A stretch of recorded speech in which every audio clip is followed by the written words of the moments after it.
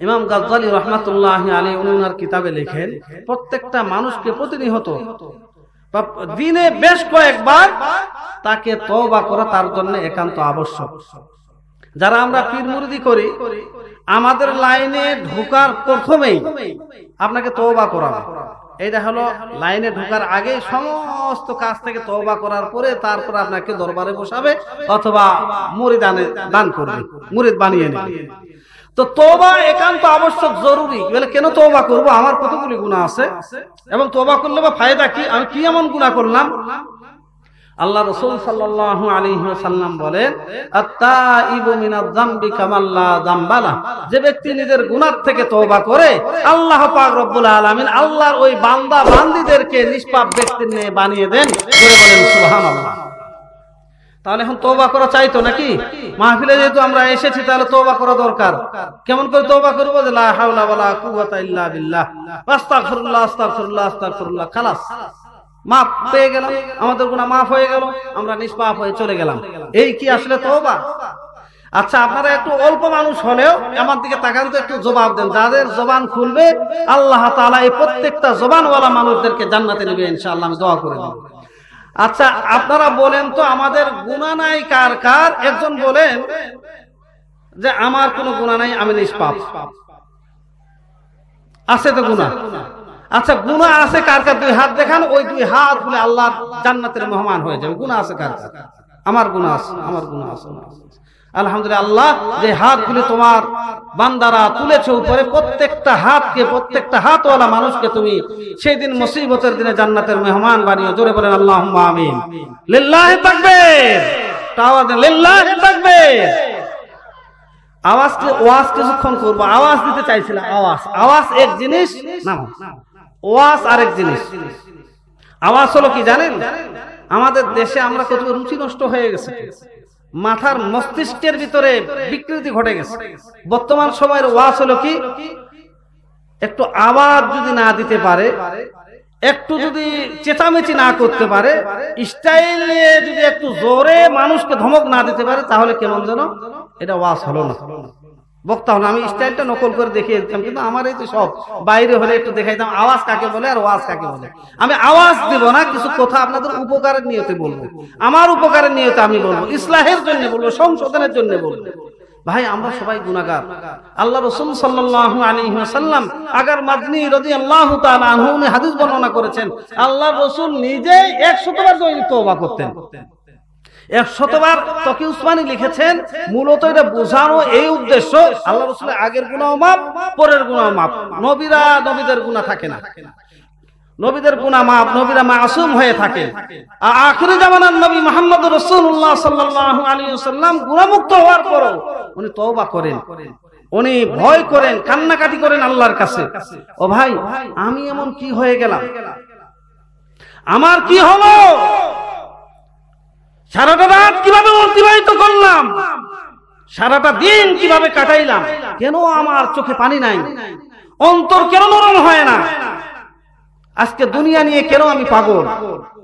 ও ভাই, গুনাহ নাই নবী রাসূলদের, আর গুনাহ আরেক ধরনের বান্দাদের গুনাহ নাই।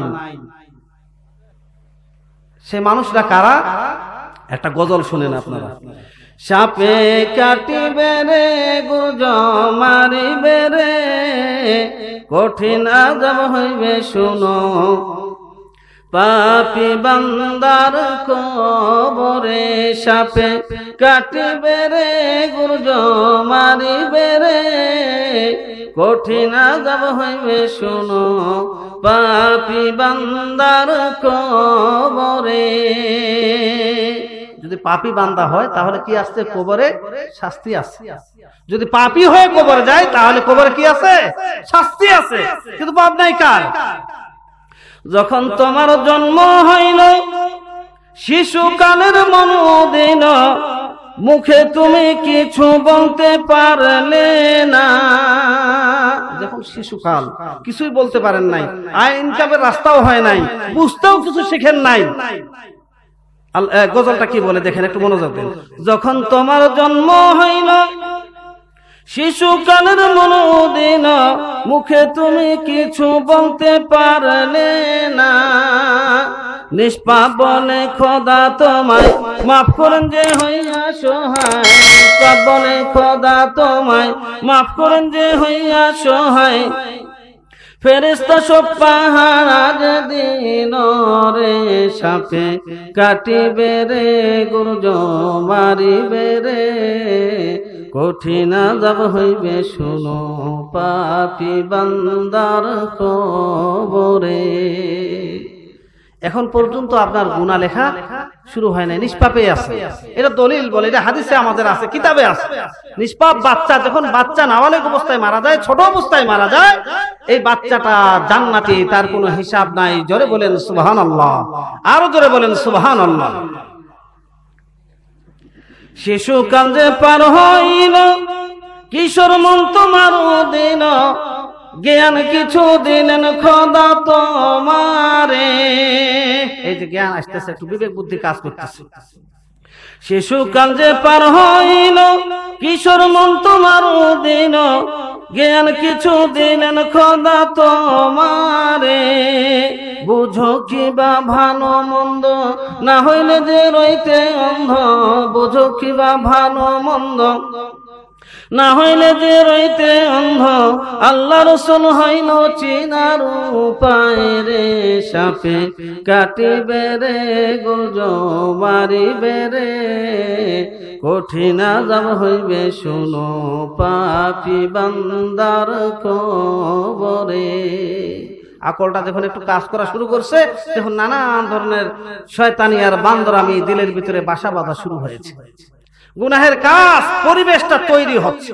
যদি ওই সময়ে তার ইসলাহের ব্যবস্থা না করা হয়, ঈমান ইয়াকিনের কথা তার দিলের ভিতরে না ঢুকিয়ে দেওয়া যায়, তাহলে কি হবে?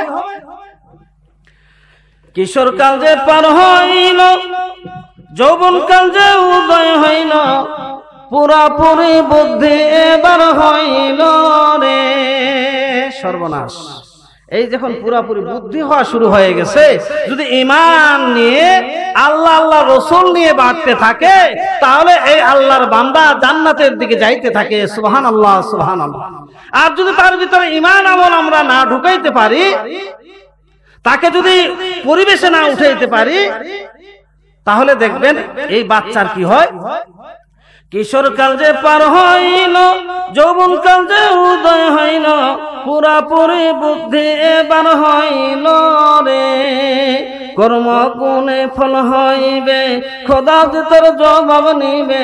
কর্ম গুণে ফল হইবে, খোদা যে তার জবাব নিবে। হুঁশিয়ারি, যিনি লিখতেছেন গজল, উনি হুঁশিয়ারি করতেছেন।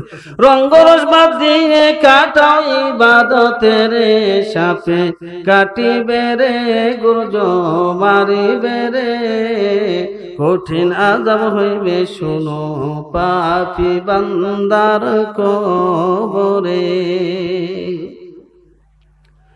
যৌবনকাল যে পার হইল, বুড়াতে আইসা ঠেকিল, বৃদ্ধ হয়ে গেছে মানুষ। আস্তে আস্তে বুদ্ধি তোমার হরিল রে, কি যে তুমি করছো ভুল, হারাইয়াছো দনকুল। কি যে তুমি করছো ভুল, হারাইয়াছো দনকুল। কি করিলাই হো কানার পরকালের রে, সাপে কাটিবে রে গুরজ মারিবে রে, কঠিন আযাব হইবে শুনো পাপী বান্দার কবরে। সময় যখন ফুরাইল, আজরাইল তখন আসিল, জান কবজের কানে মনে পড়িবে। কোনো লাভ নাই। আজরাইল আসার পরে যখন ধরবে, আর লাভ নাই। সময় যখন ফুরাইল, আজরাইল তখন আসিল, জান কবজের কানে মনে পড়িবে। কি মনে পড়বে?